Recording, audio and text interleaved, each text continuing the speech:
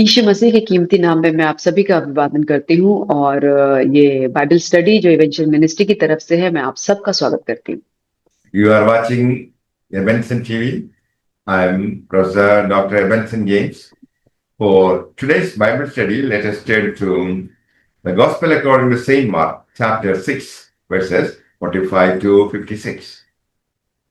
और आज की बाइबल स्टडी के लिए हम देखेंगे मरकुस रचित सुसमाचार उसका 6 अध्याय उसका 45 से 56 वचन। अपने चेलों को नाव पर चढ़ने के लिए विवश किया कि वे उससे पहले उस पार बैतसैदा को चले जाएं, जब तक कि वह लोगों को विदा करे। उन्हें विदा करके वह पहाड़ पर प्रार्थना करने को गया।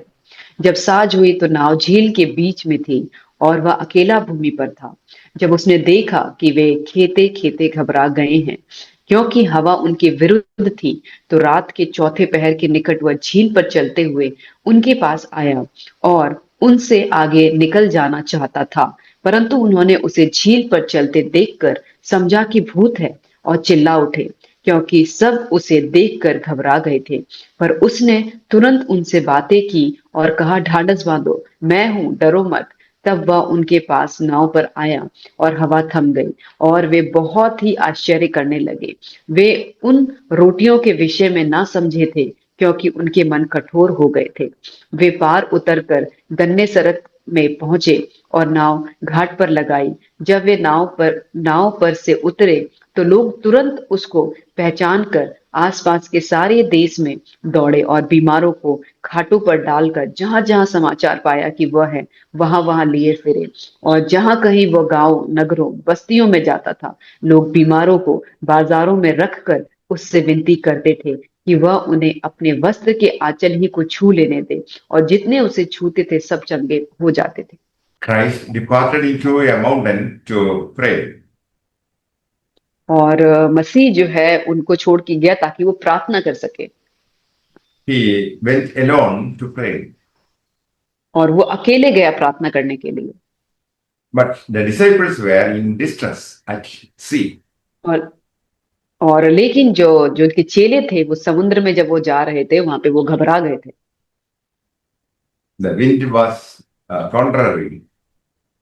वो क्योंकि वो जो हवाएं थी वो उनके विरुद्ध में चल रही थी। They must work hard to strive against so strong a storm. और उनको बहुत ही ज्यादा कड़ी मेहनत करनी पड़ रही थी, क्योंकि वो तूफान जो था वो बहुत ही कठिन था। Our life is also like a ship at sea. और हमारा जीवन भी एक जैसे एक जहाज होता है समुद्र में, उसकी तरह है। But it is a comfort to the believers in a storm that their master is in the heavenly mount interceding for them. और लेकिन विश्वासियों के लिए एक बहुत ही आनंद की बात है कि उनके साथ जो उनका स्वर्गीय पिता है वो उनके लिए मध्यस्थता करता है। Christ made a kind visit upon the water. और जो मसीह ने जो है उस पानी के ऊपर एक समाचार को दिया।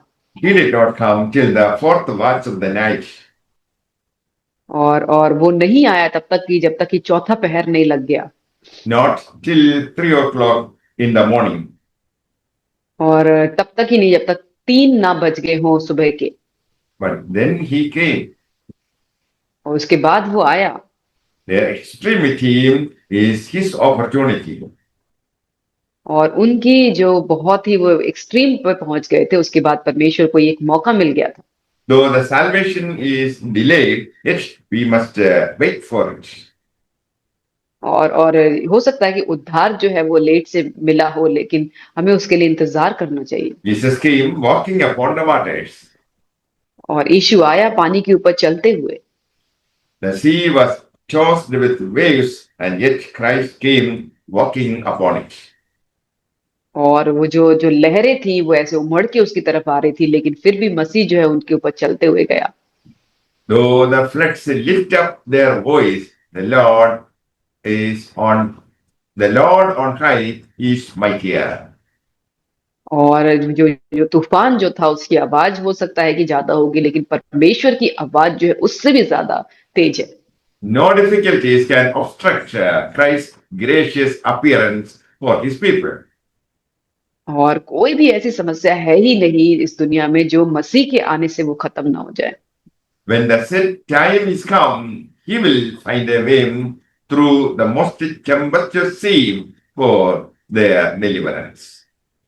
और जब सही समय आता है तब परमेश्वर जो है अपने लोगों के लिए उस छुटकारे को वो लेकर आता है। They were frightened at the sight of him. और वो लोग बहुत ही डरे हुए थे उस परिस्थिति को देखकर। They thought it had been some demon that raised the storm.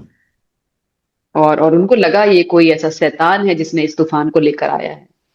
He encouraged them and silenced their fears by making himself known to them. और उसके बाद उसने उन्हें इनकरेज किया और उनको ये चीज शांत किया ये बता के कि मैं कौन हूँ। Jesus talked with them, saying, "Be of good cheer. It is I. Be not afraid." तब यीशु मसीह ने उन्हें कहा कि तुम ढांढस बांधो, मत डरो, ये मैं हूँ। It is I am your Redeemer that come to a tempestuous sea to look after you. और उसने कहा है कि ये मैं हूँ तुम्हारा उद्धार करता जो तुम्हें इस तूफान से बचाने के लिए आया है। The knowledge that Christ is near to us is enough to make disciples of Christ cheerful even in a storm. और परमेश्वर यीशु मसीह का उनके करीब रहना ही इतना काफी था कि उनके चेलों को जो वहां पे जो डरे हुए थे उनको शांत करने के लिए। When Christ said to those who came to apprehend him by force, they were struck down by it. और वहां पे ये मसीह यहाँ पे कहता है कि जो उसको खत्म करने के लिए आए थे वहां पे वो खुद ही वहां पे खत्म हो गए। As soon as he entered into the ship, the wind ceased. और जब वो उस समुद्र में जब उसने जहाज की तरफ वो बढ़ा तो वो समुद्र शांत हो गया। Jesus rebuked the winds and said to the sea, "Peace, be still." The wind ceased them all of a sudden.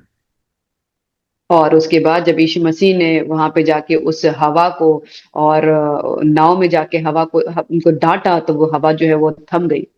As soon as Jesus and disciples reached the shore, the men in that place recognized him. और जैसे ही यीशु मसीह और उसके चेले जो उस समुद्र के पास में जो बस्ती थी वहां पे पहुंचे तो वहां के लोगों ने उन्हें पहचान लिया। The people in that place began to carry about in beds those who were sick. और आसपास के लोग जो सारे देश में दौड़े और जो बीमारों पर उस जगह पे थे उन लोगों को उसके पास लाने लगे। Those, those that touched him were healed. और जितने लोगों ने उसे छुआ वो चंगे हो गए। May the Lord bless you all with these words. Amen. परमेश्वर आपको इन वचनों के द्वारा आशीष करे। आमीन।